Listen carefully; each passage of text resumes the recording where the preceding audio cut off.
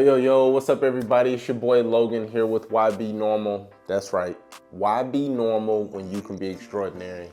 We're back again with another episode. This is the Class in Session Student Success Series, episode 10. Listen, man, so excited for episode 10. And listen, we got the questions, so you know I gotta give the answers.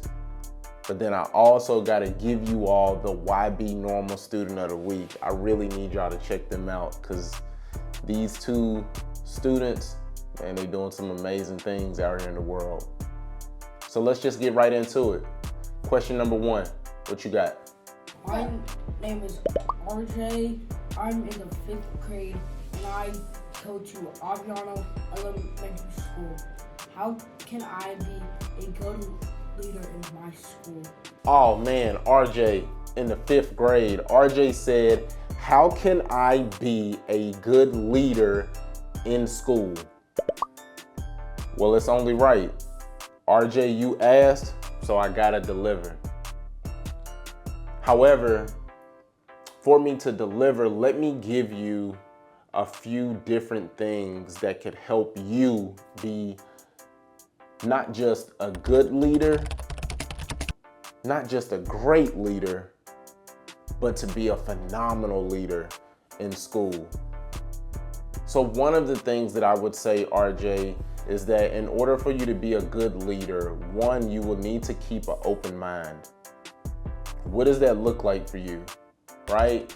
Being in the 5th grade, when I say keep an open mind, I mean that may be trying new things. That may be making new friends. That may be trying something different when it comes to a project or studying, or that may be doing something outside of your regular scheduled program.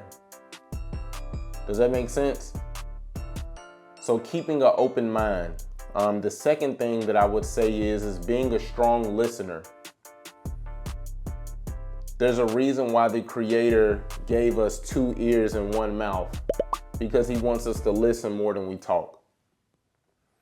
So being a strong listener, right? Being a safe space for some people, being a safe space for your friends, and allowing them to vent and different things like that. Now, I'm not saying you got to be a doormat. RJ, that's not what I'm saying by no means, my man. That's not what I'm saying at all. What I'm saying is that when people come to you and they need to vent, they need to express themselves, right? I'm not sure what the conversations look like at your school or amongst your friends, but being a strong listener gives you an opportunity to be a leader. My next thing that I would say to you is learning from mistakes. Not just your mistakes, but the mistakes of other people around you. That's what wisdom is. Wisdom is being able to learn from other people's mistakes so that way you don't have to go down that path and be afforded the opportunity to make those same mistakes. And then if you want to go, like I said, from good to great to phenomenal, then when you get to that phenomenal stage, now what starts to happen is that, one, you start to hold yourself accountable. You start to inspire people around you and your friends and your social circles and different things like that. And so I would say, RJ, that there's levels to it. You want to be a good leader, you want to be a great leader, or do you want to be a phenomenal leader? And if you want to go from good to great, from great to phenomenal, then these are some of the things that I would suggest for you to do. I hope that helps, as well as I hope that makes sense. Question number 2, what you got? My name is Elena. I'm in the 8th grade, and my question for Y.B.Normal is, how do I deal with negative thoughts? Oh man, Elena, you know what? That's a good question. Elena's only in the 8th grade, y'all, and the question that she said was, how do I deal with negative thoughts? Has there been anybody else that's ever dealt with negative thoughts outside of myself or Elena? Oh, okay, cool. I didn't think that we were the only ones. Like, we're human, right? We all make mistakes. Nobody's perfect, and we all deal with different things, right? And there's a study that shows that 50% of middle school and high school students across America deal with some type of mental health issue, whether it's anxiety, depression, and different things of that nature, right? And it has been an effect so much to the point that it has been an effect and caused them having issues to learning and dealing with things at school. So Elena said, let's get back to it. Elena said, yo, how do I deal with negative thoughts? Well, my answer to that question, Elena, is one, you want to share your thoughts with someone or people that you trust. Because when we feel safe, we can let our hair down and we can tell people how we really feel. And when we are around people that we trust, it makes us feel significant. It makes us feel seen. It makes us feel valued. It makes us feel loved. The second thing I would say is practice gratitude. Like, what things are you grateful for? And I'm not talking about anything materialistic. I'm talking about having a new day and having new breath in your body. I'm talking about being able to have all your limbs functioning and working properly. I'm talking about being able to have the opportunity to get a great education. Being able to have the opportunity to have a mother and a father that love you dearly. Being able to have siblings and family members and different things like that that you could love on and they could love on you back. Having a roof over your head, having clothes on your back, having food on the table.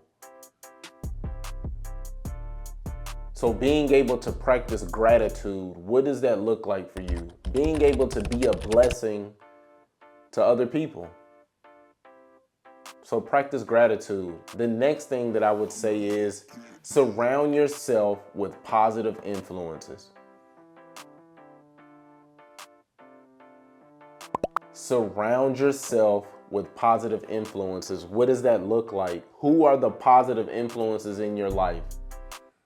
Now listen, I can't tell you because I ain't trying to get all in your business, Elena, by no means.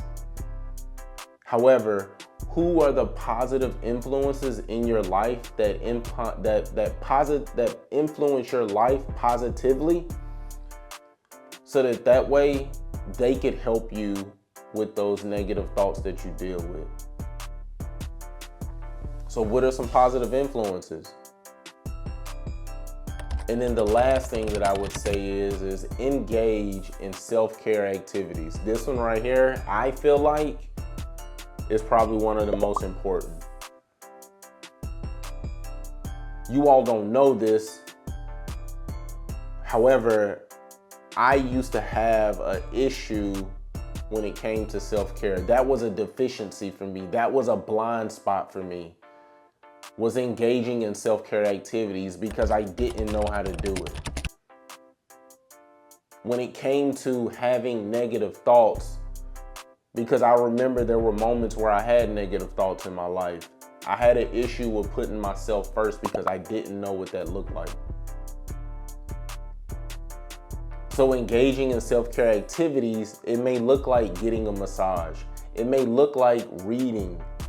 It may look like sitting in solitude and not having any background noise, not having a TV on, not having any music on or anything like that, and just sitting in your room in silence.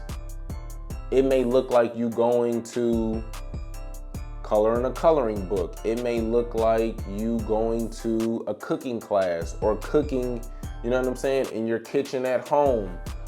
It may look like playing video games. It may look like, you know, going to the basketball courts and shooting basketball. It may look like walking a track. I'm not sure what it may look like for you.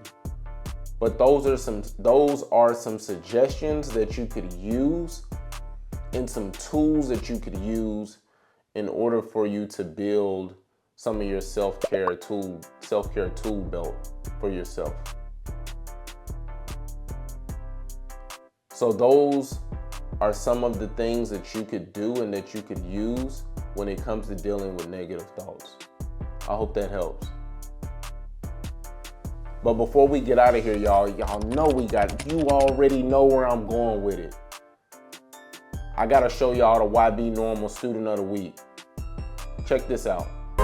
Growing up, I know we're still kind of growing up, but Isabel and I, we love doing little art projects and just make little paintings and sell them to our grandma. Yeah, our grandma was our only client.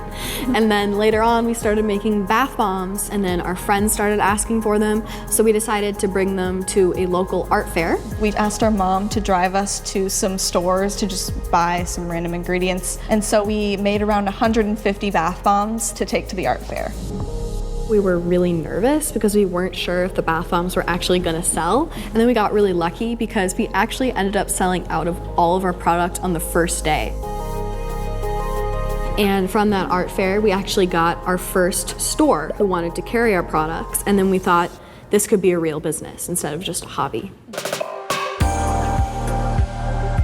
So flash forward to today, we're actually in almost 25,000 stores across the US. So that's pretty crazy from our one salon to now. Last year, we exceeded over 20 million in revenue, and projections for 2020 are looking good so far. We figured out that if we were gonna continue to make these bath bombs, we might need some help, and we also might need to refine our production methods a little bit. So we went from there to an industrial size mixer. And so today we're making around 60 to 200 bath bombs per hour, just depending on the size. Last year during peak season, we made over 4 million bath bombs. So that was a lot of bath bombs to cram into maybe 4 months, I would say.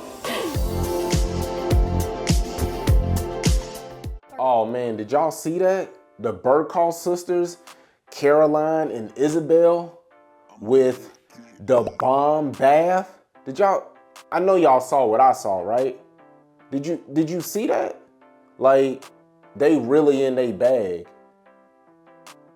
Two sisters that decided to make bomb baths. And listen, man, when I say it is going crazy, they're in over 25,000 stores. Like, that's crazy.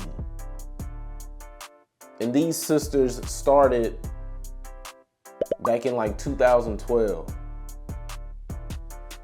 And these are our Y.B.Normal Student of the Week.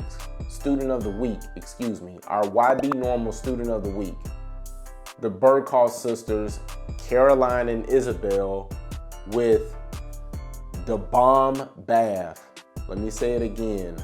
The bomb bath. And that is our Y.B.Normal Students of the Week. All right, y'all. We got to close it out here. But before I get up out of here, let me say thank you to RJ and thank you to Elena for the questions. And in closing, like I always say, why be normal when you can be extraordinary? I'll see y'all next episode. Love y'all. Peace.